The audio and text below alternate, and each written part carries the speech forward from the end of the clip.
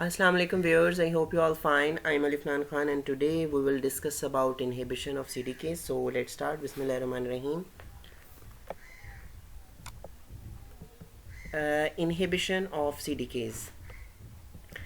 Finally specific protein inhibitors होते हैं जो कि बाइंड करते हैं और इनएक्टिवेट कर देते हैं स्पेसिफिक सीडीकेज़ को।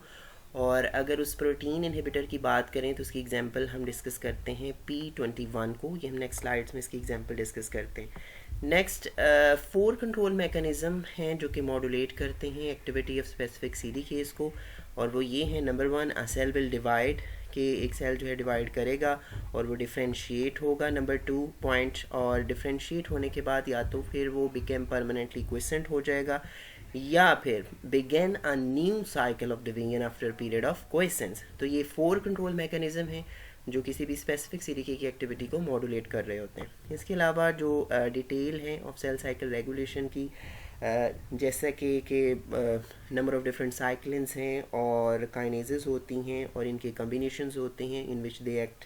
फॉर एग्जांपल इनके कम्बिनेशन हम पीछे जो हैं वो लेक्चर्स में डिस्कस कर चुके हैं, साइक्लिन ई CDK2, cyclin B CDK1 etcetera.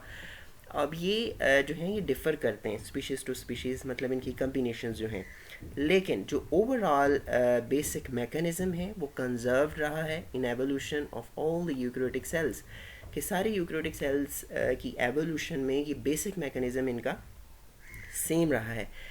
ये है जी P21 की एक एग्जांपल, जिसमें हमने डिस्कस किया पीछे कि ये एक इनहिबिटर है जो उसके साथ बाइंड करके उसको इनएक्टिवेट कर देता है। अब इसकी इनएक्टिवेट करने के बाद भी CDK की कुछ एक्टिविटी थी जो वो भी ब्लॉक हो जाती हैं। अब फॉर एग्जांपल यहाँ पे आ जाए कि डबल स्टैंडर्ड ब्रेक होता है DNA में, तो mRNA प्रोटीन जो है इसको डिटेक्ट करती है और डिटेक्ट करने के बाद क्या करती है जी, ये एक्टिवेट करती है 2 प्रोटीन काइनेजेस को, ATM और ATR को। जैसे ही ये दोनों प्रोटीन काइनेज एक्टिव हो जाते हैं ये फास्फोराइलेट करते हैं और एक्टिवेट करते हैं ट्रांसक्रिप्शन फैक्टर P53 को। अब जब ये P53 एक्टिव हो जाता है तो ये प्रमोट करता है synthesis of another protein P21, जो कि हम पीछे स्लाइड में डिस्कस कर चुके हैं कि ये इनहिबिटर है CDK2 का। और इसके अलावा देखें ये जो एक नॉर्मल मैकेनिज़्म होता है जब ये DNA इंटैक्ट होता है उसमें ये CDK एक्टिव होता है। CDK जब एक्टिव होता है तो ये रेटिनोब्लास्टोमा प्रोटीन की फास्फोराइलेशन करके इसको इनएक्टिव कर देता है।